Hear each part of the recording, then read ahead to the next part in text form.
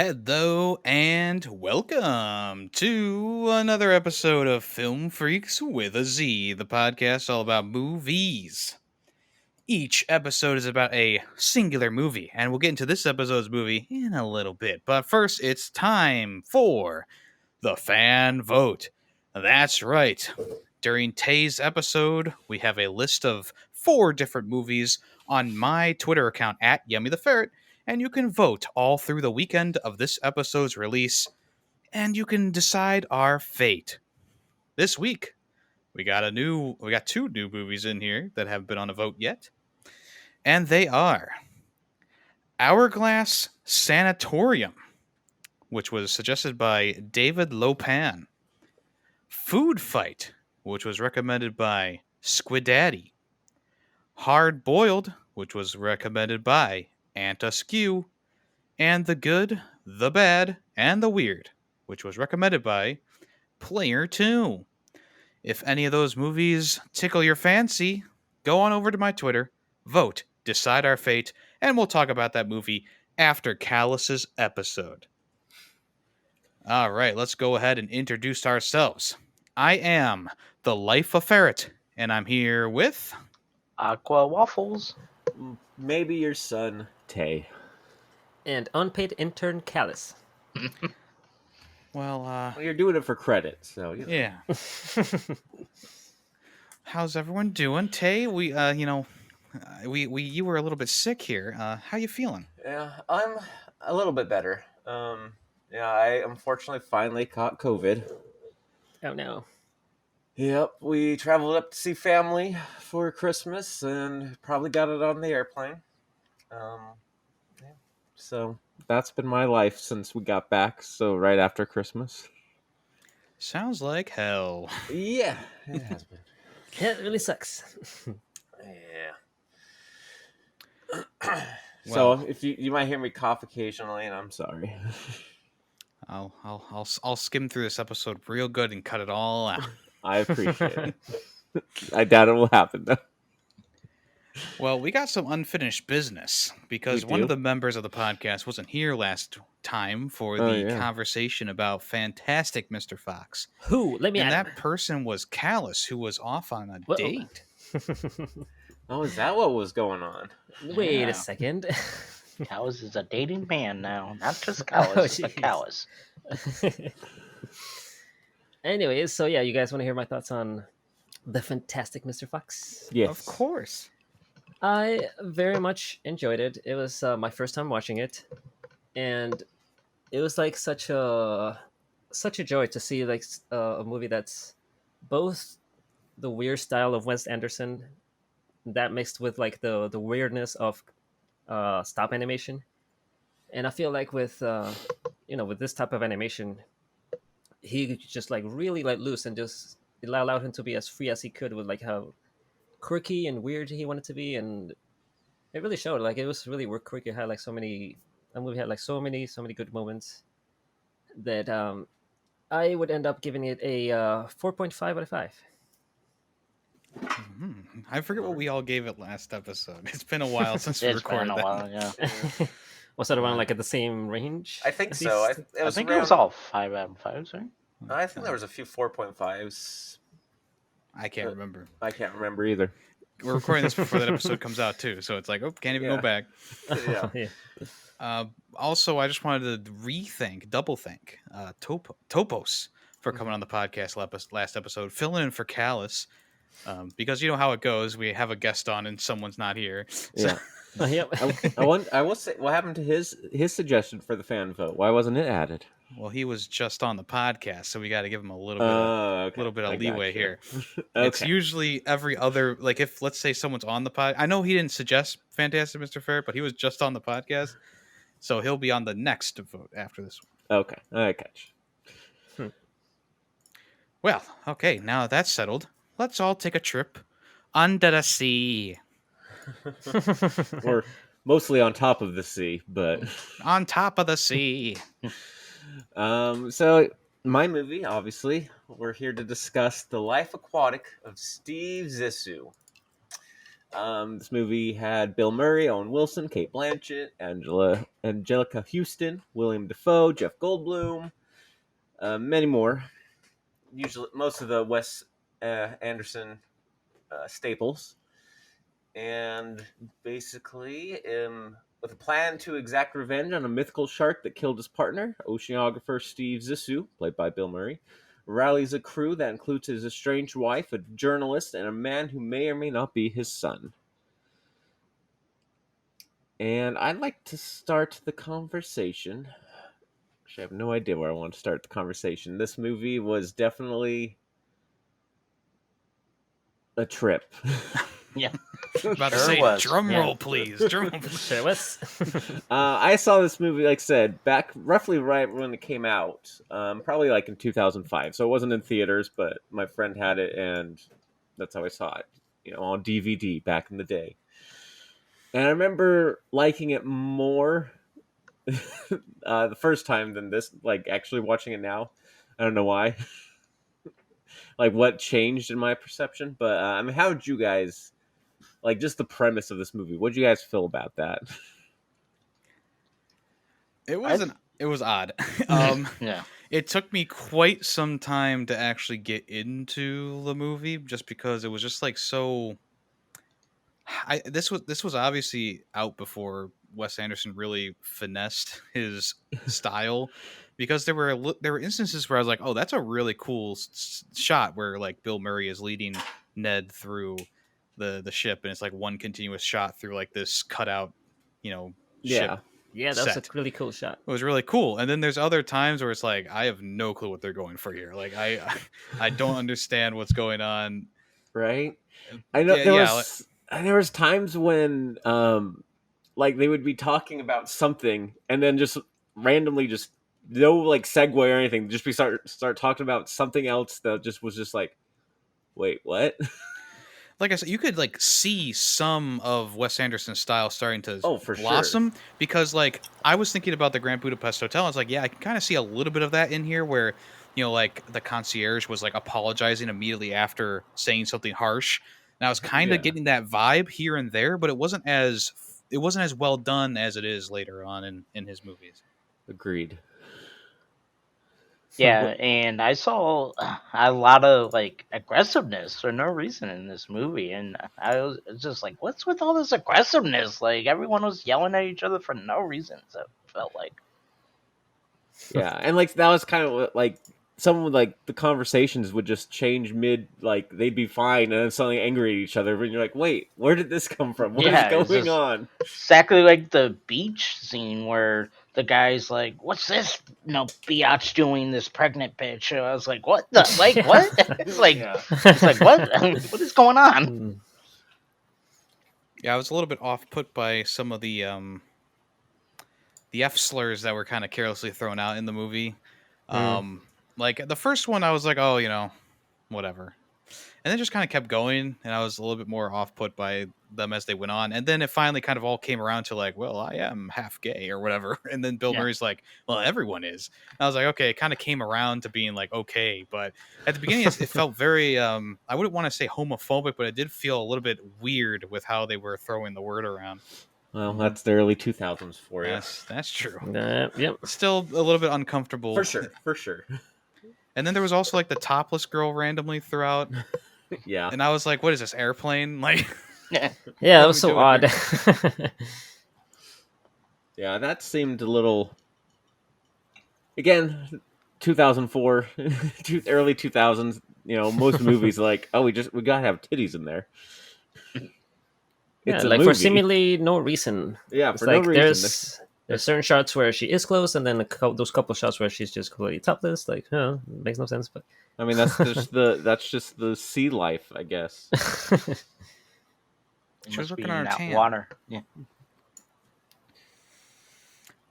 But yeah, I was a little bit uncomfortable at the beginning of the movie, just from all the stuff that was happening, and then I didn't really get into the movie until probably the scene where where the pirates boarded the ship.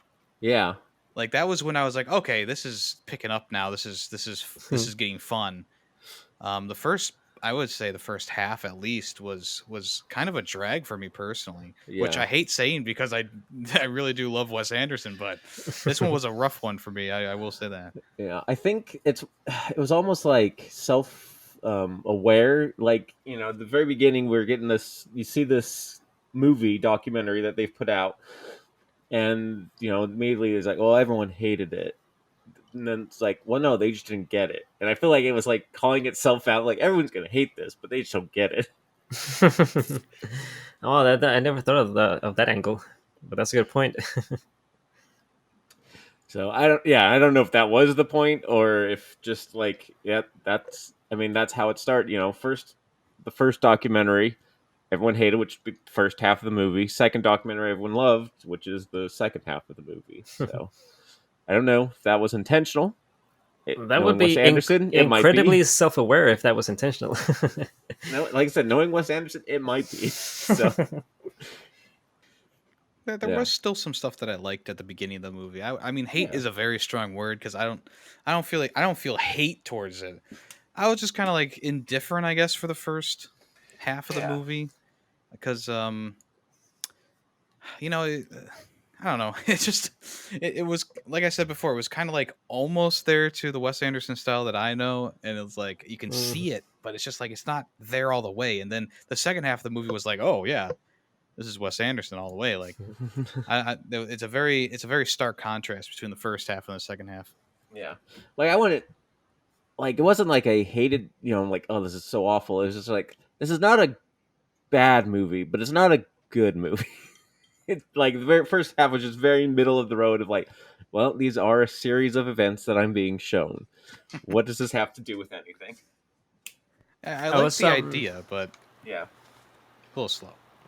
Yeah, I was definitely very interested in like the relationship between Zissou and Ned, and like these are like two very grown adults, and they're trying to like fast track this father and son relationship, and it's just like I thought it was like funny how he's trying, they're trying to give each other names, and Steve was trying to like actually straight up just change his entire name. I think he did end up changing it, and Yeah, I then think it's and then Steve like behind his back told everyone to call him the other name that he had for him. Kingsley. Yeah, Kings. And then when he gave him the cards, it was like Kingsley and in parentheses Ned Zissou. Yeah. What was I gonna say?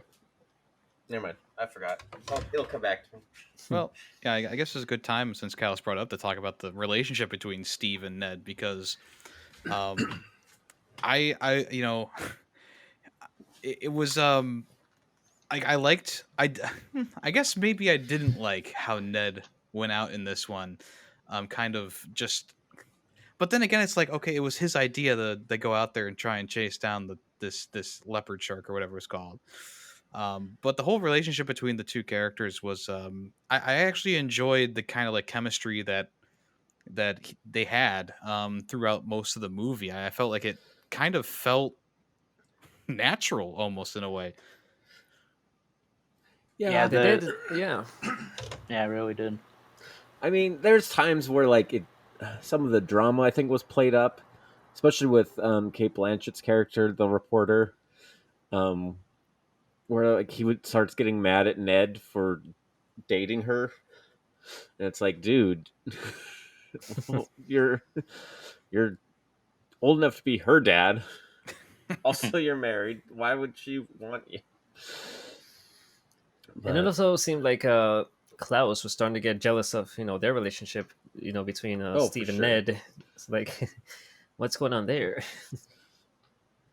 Well, I mean, you see that kind of play out by the end. Is he accepts Ned, but yeah, he thought of Steve and the guy who got killed by the shark as his dad's.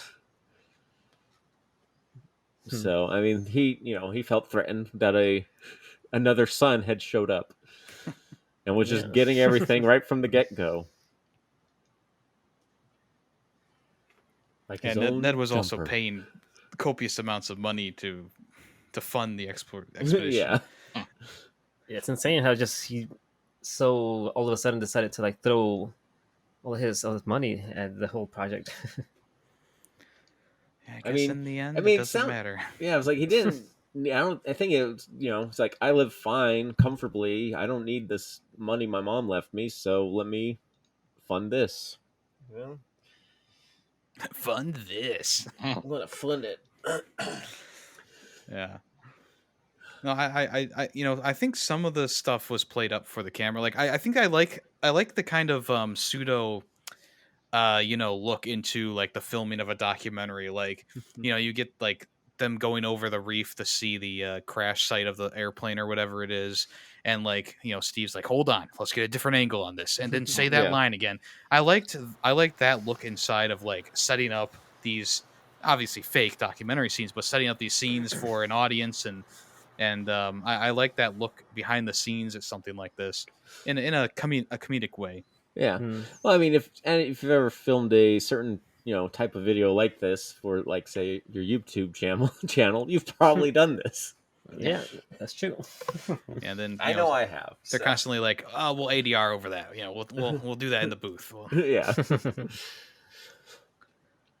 And the tunes that guy was making, but both the singer with the guitar and the guy with the keyboard. I mean, they were making some fat Yeah. beats. I mean, the guitarist mainly was just doing all David Bowie songs in Portuguese, Right. Yeah, that was really cool. which was cool. Yeah. So it's like when you sing, you can. I don't speak Portuguese, but like you can tell what song he's playing and singing when the pirates start showing up, and you're like, "Oh no!" Yeah, I don't listen too much of David Bowie, but like I recognize, like I was like, oh, it's that song. Yeah, yeah. I don't know a ton of David Bowie, but I know enough to that. There were some of them. I was like, "Oh yeah, I know what this song is," even if the words are different. Right. Yeah. From my perspective. Well, that's the nice thing about David Bowie's music is it's very standoutish. You know when someone's playing a David Bowie song, no matter what language it is in. Yeah, especially when it's Ground Control to Major Tom. Yeah, that's the most famous one. That's for sure. Rock Band 4. No, Oh. 3. Oh, what? Rock Band 3. Okay. Almost became a non-seasoned gamer there for a second. I'll be the judge of that. Would you guys say that that our good friend wow, I'm blanking. Jeff William Dafoe and Jeff Goldblum kind of both stole the show for me in a bunch of different ways. I think obviously since William Dafoe had more screen time, he was more of like a show stealer. But Yeah. when Jeff Goldblum was on the camera, like he was eating it up. I enjoyed what he was doing. Yeah, I do. I was actually a little surprised. They both survived till the end. Yeah. Yeah. Like for a second, I was like, during the whole pirate scene, you see the graveyard out front with all the hats from his ship, and you go, well, Jeff Goldblum died, and then you see him alive, and you're like, oh, he lived, and then he gets shot, and you're like, oh, he died, and then he lives again, and you're like, oh, okay. That's one of the shot things. wasn't fatal. Yeah, that's one of the things I love about this movie. Is like there's so many like payoff scenes, like so many things that just you don't know they're gonna get a payoff on it, but like it ends up like happening. Like for example, like near the beginning of the movie, Ned showed Steve like that letter that he had written when he was a kid, and in that letter he answers questions, but you don't know what the questions are. And like near the end of the movie, Steve's just like, you know what, I kept the letter too, and then they read the letter and they actually you can see what the question was. So it's like, Yeah. it's just a really cool detail. Well, what about the revelation that like he actually knew about Ned from the very beginning, and then the other revelation that he only shoots blanks? Right? Yeah. Which I have a friend who supposedly only shot blanks, and turns out he did not. It happens. Yeah, so it's like it still could be his son. I don't know why they didn't do a paternity test, but They had to go out on a whirlwind adventure, Tay. You can't have time for that. Let's go on I an mean, adventure. They had a lab on the ship. That's true. Done it there. Well, I figured like they'd both be afraid to actually find the truth, so they just like It just accepted pretended. Yeah, they just accepted it. That's fair. That's a good point. Yeah, I think my favorite scene going back a little bit was the scene where Jeff Goldblum is like, "I fold," and he just gets immediately shot. That had me laughing, and it was also like a little bit of a shock too because you're not expecting that. But Yeah, I enjoyed that. That was probably my favorite part. that was a great part. Oh, and when the guy in the suit and tie, I forget what he was like from the bank or whatever. No, yeah, the stocks guy, Yeah, the when stock he's that like guy. stooge. when he's like trying to talk to the guys in Swahili or whatever it is, and I enjoyed that part too, where Bill's like, "Oh, he's actually useful," and then he's like, "Just have him take you since you speak their language." He's like, "What?" I don't even think that was Bill Murray's idea. He was just like, they're taking me because I speak. Oh yeah. Yeah. And Bill And was just like, "Okay, see ya." Bill's just like, wow, that's the best stooge I've ever seen. And then you see later he's still part of the crew at the end of the movie when they're all running back to the boat. Did you guys stay for that part? Yeah, of course. Okay. Mhm. I also like you see the one unpaid intern who took a machete to his shoulder. He is now an official member of the Oh, I missed crew. that. Yeah, he actually gets a suit and everything. Was that his initiation? He's taking machete to his shoulder. and then staying on the boat afterwards. Yeah. If you can survive this machete, you're in. Yeah, I think he was originally going to leave, and I forget why he stayed in the end. He gave the reason. It was after they all left, Bill Murray comes downstairs and like finds him. He's like, "Oh, you're staying?" He's like, "Yeah, I want to see this through or something." Well, that gets you brownie points too, I guess. Yeah, Yeah, I liked a lot of like the it almost looked like origami that was used in the movie with the stop motion. yeah. I thought that a lot of those scenes were pretty colorful, and I really liked that. And I also liked how they only used it when it was when they were underwater. You know, there was no like surface creatures with the origami look. There was one, the lizard that crawled on his hand. Oh yeah, That's true. that was just such a fast scene, and like it had like almost no point to it. He just flicked it away, and then you never saw it again. Yeah, Well, okay. yeah. It was a blink and you miss it, kind of. Scene. Yeah. You must have blinked. One of those scenes where it just random, I guess. And it wasn't as colorful as the sea creatures. It was just kind of a orangish beige color. So here's my question to all of you, and you can answer this whichever way you like. Does Steve Zissou really care about the aquatic creatures? I'd say somewhat. The way Yeah, he was it's a just tough kind of question. at the end there. I want to say a little bit, maybe. I'm gonna say he did. Like they talk about like how he, when he was younger, he had this gift with the animals.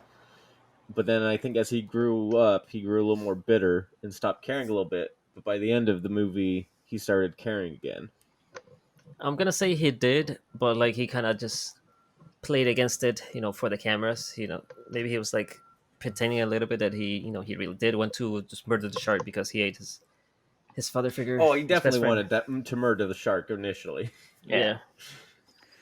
Yeah, I mean, I agree with you guys. I think that he started out loving the job, and then as it went on, it was more of like a money thing. And I do feel like in some way, Steve was the reason why the shark attacked the other guy, and that's why he has such a big vendetta, and also is like kind of falling out of loving the job. And I think that he had because he says like, "Oh, I dropped the camera, lost the footage." Well, did he really drop the camera, or did he just delete the footage because he did something because he was being careless that caused someone to die? That was my thought throughout the first half of the movie, at least. Yeah. Yeah, I could see that. I mean, like I said, I mean, also could just be he was traumatized, that his best friend just got torn in half in front of him. Yeah. I mean, dropping the camera at that point definitely seems reasonable. What was the thing with like his eyes, though? How it had like swirls on it. That was like kind of like Sea mentioned it so madness. very sea madness. Yeah, the sea man. Yeah, I didn't quite understand what that was. Well, he went crazy for a little bit there. because he witnessed his friend die. That was my takeaway. I don't know. I couldn't tell if it's like something that actually happened to him or something that they kind of played up for the cameras. Well, it kind of flashes back when he goes berserk to save his boat. Like you can see like the flash of his eyes when they were crazy. So maybe it's just something. Maybe it's just a secret talent that he has. Okay. Ocean madness. It's a thing. And since we're on this part of the movie, I will say that the action and choreography was not too well thought out. Like way too many shots being fired from guns and people not dying from and Yeah. even though guns are like pointed directly at them, kind of reminded me of when like Greedy and I were kids playing in the forest shooting fake guns. You didn't hit me. Yeah, when Yemmy would have a clear shot on me, I'd be like, "You didn't hit me." Yeah. I mean, he kind of did the same thing with Grand Budapest Hotel, like near the end when all the soldiers are like shooting each other, like no one's getting hit. That's true. Yeah. Well, I mean, they're also firing out of their doors, so a little bit harder to hit each other, I suppose. I find it a little bit more ridiculous in this one, especially with how close everyone was together. The one scene that really stands out is like when Bill Murray like is standing in the doorway and they start firing at him. Like they start firing and then they cut back to Bill Murray and you see him like move out of the way, even though they already started firing. It's like, how did he not get hit? They were able to hit Jeff Goldblum, and he's about as far away from them as Bill Murray is from them. Maybe they went that was to with a pistol though, which is, as everyone knows, way more accurate. Maybe they went to a Clone Trooper Academy. Yeah. Well, it was also the boss who I think shot Jeff Goldblum. The boss always has good aim. Yes. Greedy is about to make me black out here. Stormtrooper.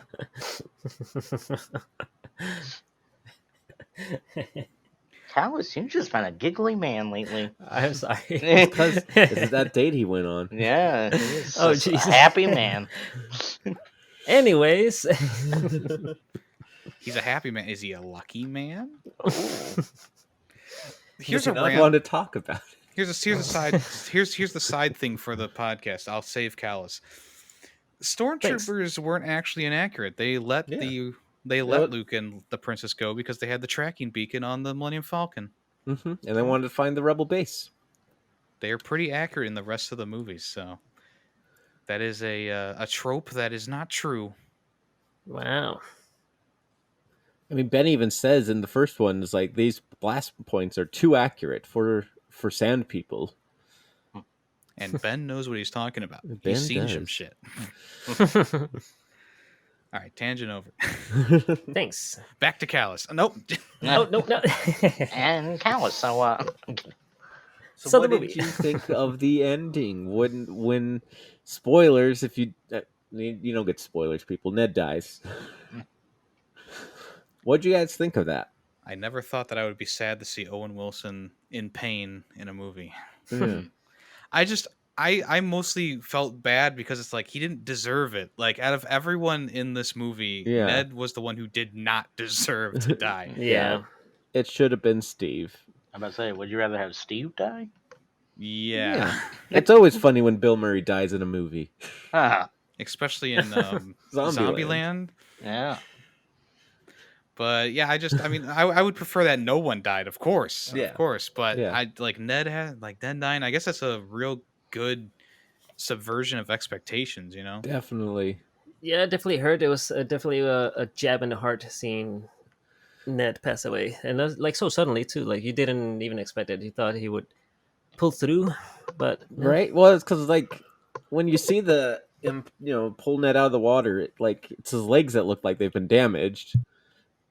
And it's like, well, if you nick an artery, as Greedy Waffles would know, it's true. You bleed out. Nick and artery.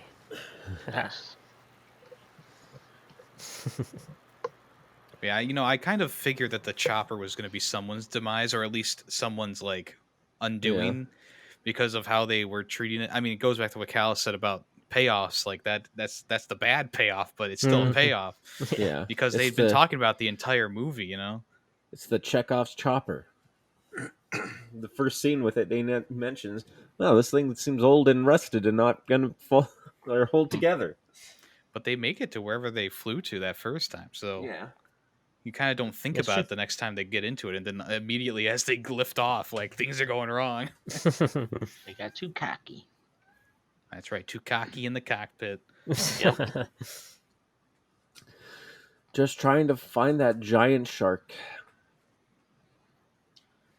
And it seems, I mean, I know that the fish kind of signal where the shark is, but like with how far they had to go underwater with the Yeah. submarine, like why would they think that they could find it above water or like Right. at the surface?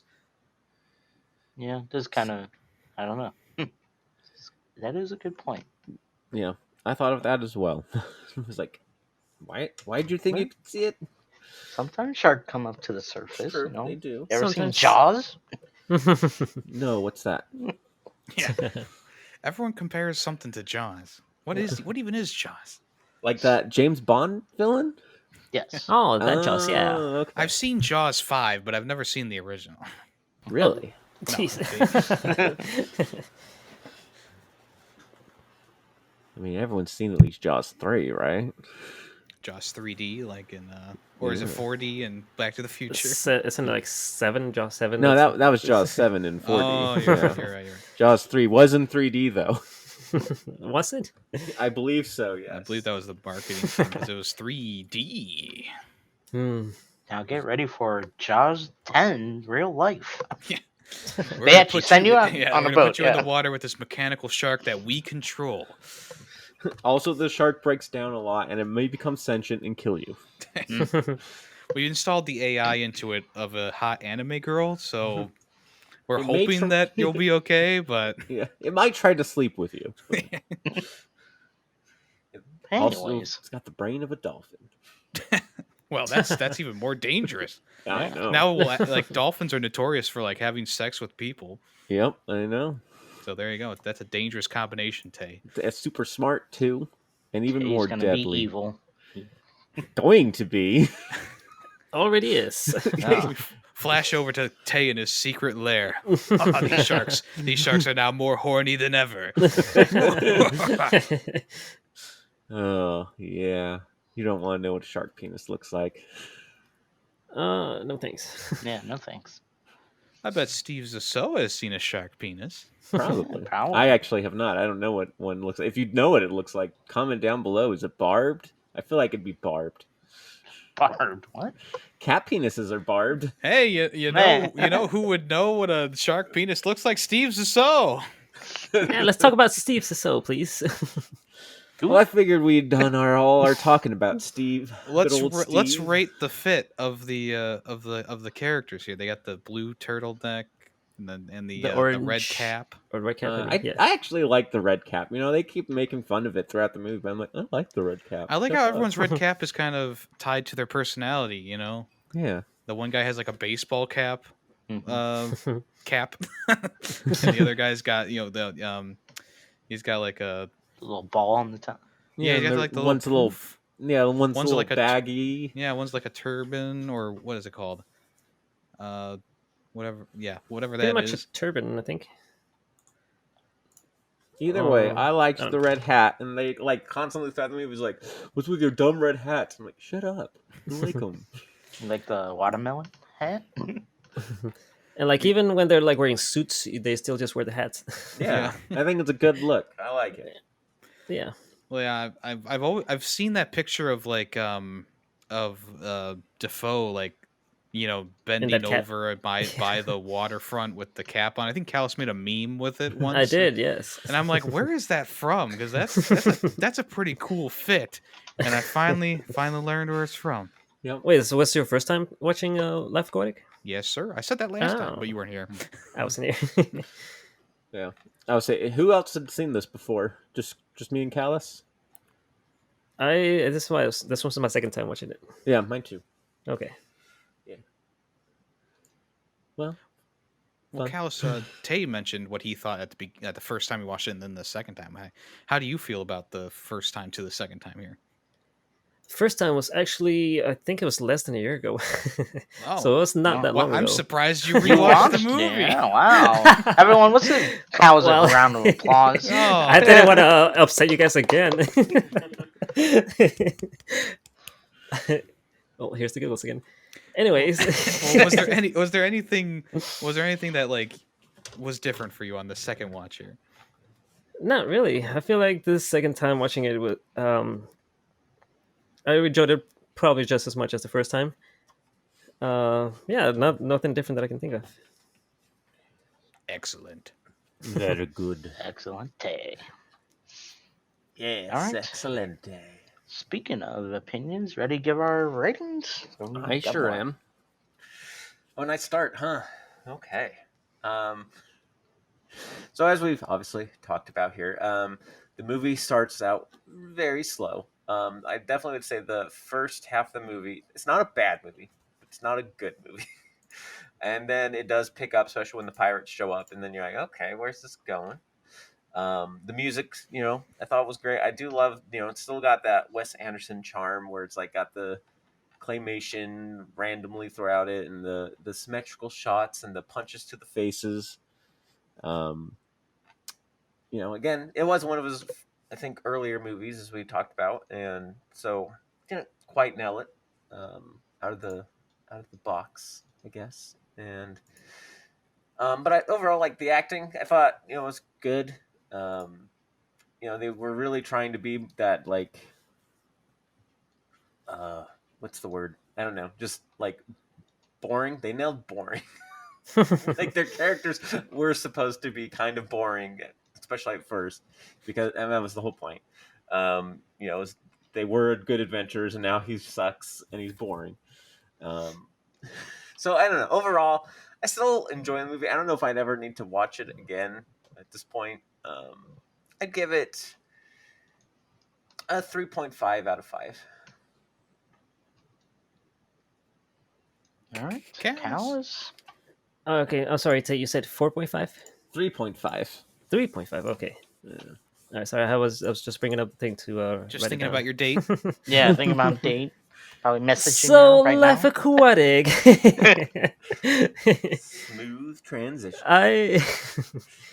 Yeah, I really enjoyed it. I agree with you guys that the first half was a little bit slow, but I didn't mind it too much.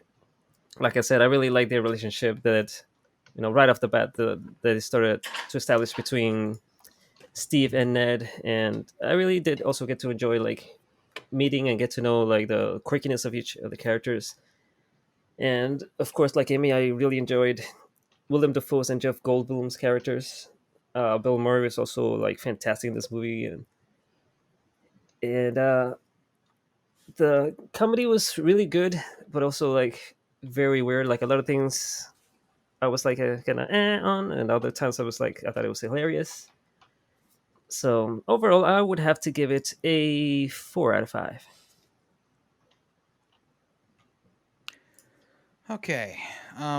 So I was thinking about it because I've seen almost all of the Wes Anderson movies now, and this was on the lower end for me. It wasn't bad by any stretch of the imagination, but for Wasn't like good. I was hoping that while talking to you guys, I would be enlightened and maybe change my rating, but that didn't seem to happen. So where it stands right now, oddly enough, I think I liked Rushmore better than this one, which Rushmore was also another one that I was kind of like indifferent about. So yeah, I think I'm gonna give it a 3.5. It's better than average, but it's not above average.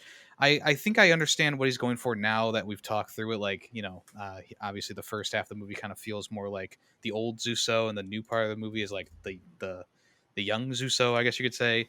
But it's not compelling enough to make it interesting to watch again, or do a second watch. Like Grand Budapest Hotel, I could watch that any day. Fantastic Mr. Fox, any day. French Dispatch, any day. Isle of Dogs, any day. This movie, probably a one and done for me.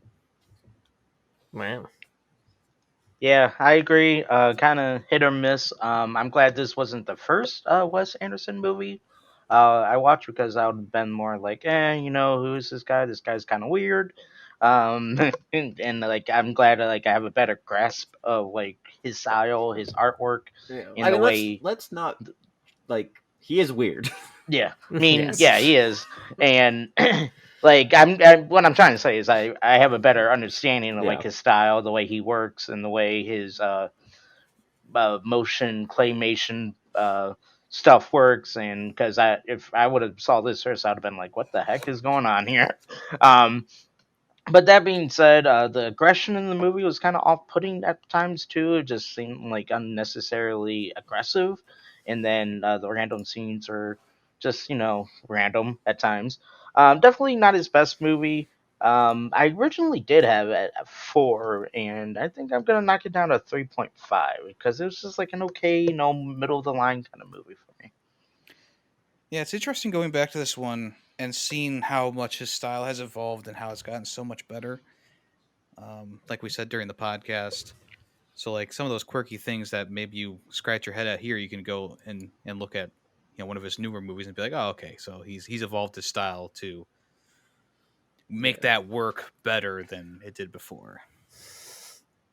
Yeah, I mean, if you're just wanting to dip into Wes Anderson now, definitely don't start off with this one. Well, I mean, maybe it'd be obviously, I would say watch him in order just so you can see the evolution of his style. Sure, yeah, I'd probably say that too. You can start back in the day with Rushmore and go through. But yeah, was Bottle this his Rocket- first so- one though? Bottle No. Rocket, Wow. no, Bottle Rocket is his first one. I'm just looking it up now. So he did a short at 94 of Bottle Rocket, and then redid it as a full-length movie in 96, Rushmore 98, Royal Tenenbaums in 2001, and then this one in 2004. So I got to add the feature length Bottle Rocket to my list here. I have not seen that one. Okay, cool. I think it's a feature length. Let me see. I mean, it's Yep, hour 31. yeah, 91 minutes. So, because I've seen the short, I never saw the full length. So okay, all right, start with Bottle Rocket and go forward then. Sure, yeah. Okay. Before we introduce the next movie, which is chosen by Callus, I just want to re-go over the fan vote here. If you want to vote in the fan vote, just head over to my Twitter at Yemmy the Ferret. The movies are once again Hourglass Sanatorium, which is free on YouTube, nowhere else. Just FYI. Food Fight, Hard Boiled, and The Good, the Bad, and the Weird. Callus, what do you got for us for the next episode? Well, I want to keep the Wes Anderson ball rolling and complete the quadrilogy. So I was trying to decide, do I go with an older or one of his more recent ones? But ultimately, I decided to go with the Royal Tenenbaums. All right. It is my first Wes Anderson movie that I've seen, and one that I've seen maybe like 2 or 3 times in the past, but it's been a while now that I barely remember anything of it. But I do remember like really enjoying it, and I would like to revisit it.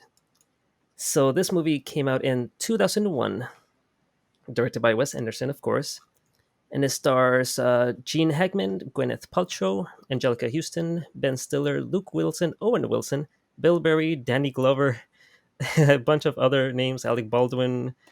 Such a big cast. And the quick synopsis is: the eccentric members of a dysfunctional family reluctantly gather under the same roof for various reasons. All right. I think I've seen parts of it. I don't think I've ever seen the whole thing. It's been a while since I've seen this one, so it'll be interesting to revisit that. Well, never this one seen even it, came so- out before Life Aquatic. So. Yeah. And this one is on Hulu, so that's where you're gonna have to watch it because it's only available on disc on Amazon for some reason. Well, that's what Life Aquatic for me. I had to watch on Hulu. Yeah, I watched it on Hulu too. So. Oh yeah, sorry, I forgot to mention where to watch it. But yeah, glad it's on Hulu. And there's always, of course, YouTube. You can find all of them on Rent to YouTube and Google as well, so that's not too bad. All right, well, if you, the listener, don't want to be spoiled for the Royal Tenenbaums from 2001, make sure you watch that before the next episode airs in 2 weeks, and we will reconvene and talk about that. And once again, don't forget to get your votes in on the weekend of this episode's release, so you can decide our fate on what movie to review after Callus's pick. Is there anything else anyone would like to say before we end the documentary? Be sure to clean your ass. Yeah, clean your ass. All right. All right. Well, I am the Life of Ferret, and I'm here with... Aqua Waffles. Maybe your son Tay. And unpaid intern Callus. And we are Film Freaks with a Z. Thank you for listening. Bye-bye. Later. Bye. Bye. Adios. You know, it was actually probably your son, Tay, but I kept saying maybe. Aw. Aqua waffle sounds wet and gross. Yeah, a little bit. It really does. Who likes a waffles wet? Or you're the band, Aqua. So you could be Aqua Waffles. You're part of the Yeah. Aqua band. I can there you go. sing that I'm a Aqua. Barbie You're- girl. Or you're a in new Barbie band world. called Aqua Waffles. Which Yeah. it's a pretty good band name.